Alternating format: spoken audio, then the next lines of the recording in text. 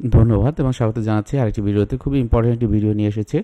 আপনাদের ভিডিওর যে কমেন্টগুলো আপনারা করেন তার ভিত্তিতে একজনে প্রশ্ন করেছেন, যদিও ওনার নাম দেওয়া ইন্টারটেইন 110। তিনি বলেছেন, আমার মেজর ডিপ্রেসিভ ডিসঅর্ডারে আক্রান্ত আমার স্ত্রী, ডাক্তার দেখিয়েছে, কাজ হচ্ছে না, আমার খুব চিন্তিত, স্যার পরামর্শ চাই।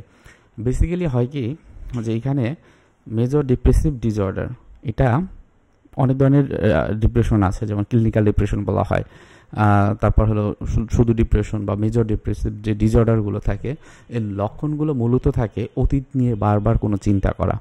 অতীতে আমার এই ঘটনাটা কেন হলো, হয়তো বা কারো মানসিক আঘাত পেয়েছে, কারো কাছ থেকে বিট্রিয়াল ফিলিং হয়েছে, প্রতারিত হয়েছে সেটা মনে হয়েছে, কারো কাছ থেকে কষ্ট পেয়েছি। এই যে কষ্টের বিষয়গুলো, আমার নেগেটিভ অনুভূতিগুলো অনেক সময় আমাকে খারাপ রাখে। এই খারাপ রাখাটা যখন অনেক দিন ধরে থাকে তখন কি হয়, হয়তো আমি কারোর সাথে মিশছি না, একা একা থাকছি, মোস্ট অফ দ্য টাইম আমি একটা ডিপ্রেসড মুডে থাকছি, আমি হয়তো বা দেখছি যে খাওয়া দাওয়া অরুচি অথবা অতিরিক্ত পরিমাণে খাওয়া দাওয়া আমি করে ফেলছি আমার অজান্তেই। আমার অনেক সময় সুইসাইডাল টেন্ডেন্সি চলে আসে, আমি মনে হয় পৃথিবীতে বেঁচে থেকে লাভ নেই।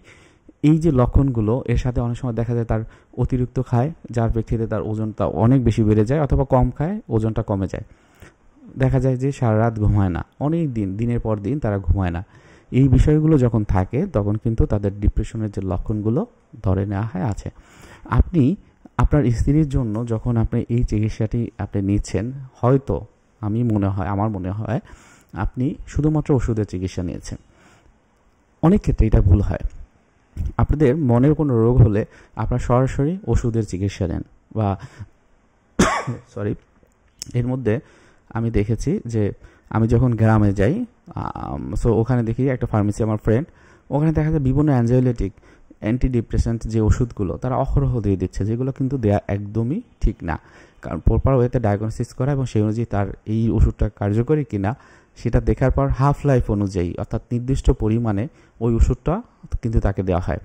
আপনার অনবরত এই ধরনের ওষুধ খান, যার প্রেক্ষিতে কি হয় যে আপনার সমস্যাটা সমস্যা হিসেবেই থেকে যায়, বরং এই বিষয় বা এই রিলেটেড আরও বিভিন্ন রকমের সমস্যা তৈরি হয়।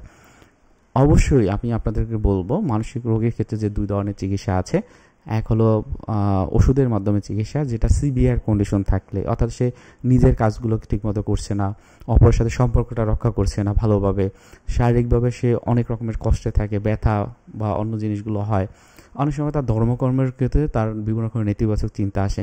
এই বিষয়গুলো যখন হয় তখন ওষুধের দরকার হয়। এই সময়টাকে আমরা বলি সিভিয়ার টু প্রোফাউন্ড স্টেজ। এছাড়া নিচে যখন থাকে প্রিলিমিনারি স্টেজে, যেমন মাইল্ড মডারেট যদি থাকে, সেক্ষেত্রে কিন্তু শুধুমাত্র কাউন্সিলিং বা সাইকোথেরাপি আপনারা নিতে পারেন। সেটি ওষুধের চিকিৎসাটা যেভাবে কাজ করবে, আমাদের ব্রেনের নিউরোলজিক্যাল যে কাজগুলো ফাংশনগুলো করে, ঠিক একই জিনিসটা কিন্তু সাইকোথেরাপি বা কাউন্সিলিংয়ের মাধ্যমে করে। সুতরাং আপনারা নিয়মিত এই চিকিৎসাটি নেবেন। প্রথমেই চেষ্টা করবেন ওষুধ ছাড়া যে চিকিৎসা, সেটা যদি ভালো হয় তাহলে তো আপনি কন্টিনিউ করবেন। যদি এমন হয় যে আপনার ওষুধ চিকিৎসা নিচ্ছেন, আপনার প্রবলেমটা থাকবে না, তারপরও কিন্তু ওষুধটা 6 মাস 1 বছর মোটামুটি কন্টিনিউ করতে হয়। আর সেটা যদি ওষুধ ছাড়া চিকিৎসা আপনি নিতে পারেন তাহলে তো অবশ্যই সেটা নেবেন। আপনার উদ্দেশ্যে বা আপনার ওয়াইফের উদ্দেশ্যে আমি বলবো, অবশ্যই কাউন্সিলিং বা সাইকোথেরাপি শুরু করেন, সেটি প্রফেশনাল কাউন্সিলিং সাইকোলজিস্ট, যদি পারেন যারা এমফিল ডিগ্রি আছে তাদের কাছ থেকে কাউন্সিলিংটা নেবেন। আশা করি বুঝতে পেরেছেন। কারো কোনো প্রশ্ন থাকলে অবশ্যই কমেন্টে জানাবেন। ধন্যবাদ।